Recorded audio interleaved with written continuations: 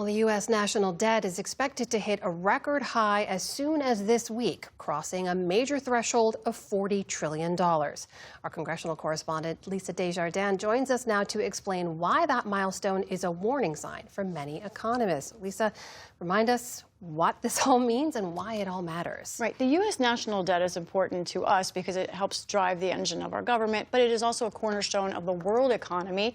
Those sometimes can be good things, but let me explain why this level is now a new red flag. Let's take a look and define terms. We are fast approaching $40 trillion in gross or total national debt. One major problem is that interest alone now costs more than $1.2 trillion a year for U.S. taxpayers. That's according to the Federal Reserve. So we now spend more on interest on it than we do on national defense, and basically more than almost anything else that government does.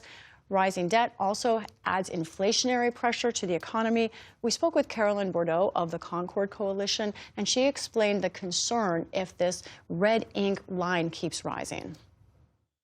Eventually, we will hit some sort of very serious fiscally induced economic crisis, which means that massive debt we're carrying, we will keep adding to it, and eventually it will cause a very serious economic crisis, and that can take many different forms. Often it takes the form of hyperinflation, high interest rates, really, really serious problems that will be very, very difficult for us to get out of. And that future is not here yet, so why worry about it so much? Because neither Congress nor the White House is really addressing the core of this problem. Obviously, all of this has been a long time in the making. Lisa, remind us how we got here in the first place. Well, part of it have been specific economic crises, but another part has been very distinct crisis of leadership. If you look at the debt for the past 50 years here, you can see where it rocketed up in those two places. One of those was 2009 with the recession, another 2020 with COVID. But you can also see that even as the government flooded the zone to try and rescue the economy there here in recent years, you can see it has risen outside of those economic shocks. And both Republicans and Democrats, we see our two most recent presidents there, have seen the debt rise sharply under their watch. Now, as for Congress, it has repeatedly solved problems. I've sat here and talked about it by just spending more money. And Republicans have continued to cut taxes. All of that sounds great, except we don't have the money to do those things, really, when you look at our debt line. So what's happening right now is a lack of leadership and, honestly, not just financial sobriety, but honesty about the problem. I mean, $40 trillion is such a huge amount. Yeah. It is almost incomprehensible. How do we begin to get our heads around it? Right. We thought about this. First, I just want folks to look at the number. Let's look at it. That's 40 with 12 zeros after it. That's what 40 trillion looks like. What does that mean? It's almost impossible. One way you can think of it is if you stacked up $1 bills, we hear this a lot, it would actually go all the way around the sun if it was 40 trillion. Another thing that might not make much sense. So we tried to come up with a more tangible way of expressing this.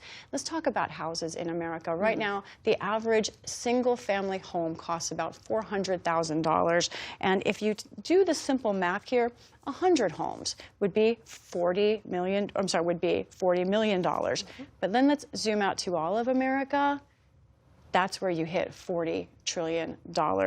That is more than the worth of every single family home in this country. We have about roughly 90 million single family homes. So if you want to know what $40 trillion is, just look at the houses around you. It is the worth of every single family house in this country. You mentioned the lack of leadership on this. Is anyone in Congress talking about how to tackle this? There are some.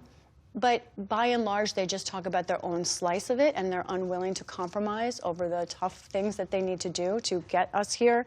One example is the Freedom Caucus in the House. They've been pushing for tighter budgets for years, but they actually did not get the kind of spending cuts that they campaigned on. And also, in truth, they're not willing to give on taxes and revenues. They want revenue cuts. There's a big debate over what tax cuts do. Senator Rand Paul is an example of a senator who's someone who votes against spending bills repeatedly over the national debt, but very few members of Congress actually do. And no one is talking about the big picture like Social Security reform, Medicare. What's more, two of the biggest voices here are leaving Congress this session. That's Republican Congressman Dave Schweikert of Arizona and also Democratic Congressman John Larson of Connecticut. They spent a lot of time talking about Social Security. Carolyn Bordeaux points out that one of the issues here is that not just we have a problem now, but if lawmakers don't deal with it soon, they're going to have to take more and more drastic measures. And we're talking about significant spending cuts, but also potential significant tax increases to actually deal with it. And right now, we just don't see anyone talking about it.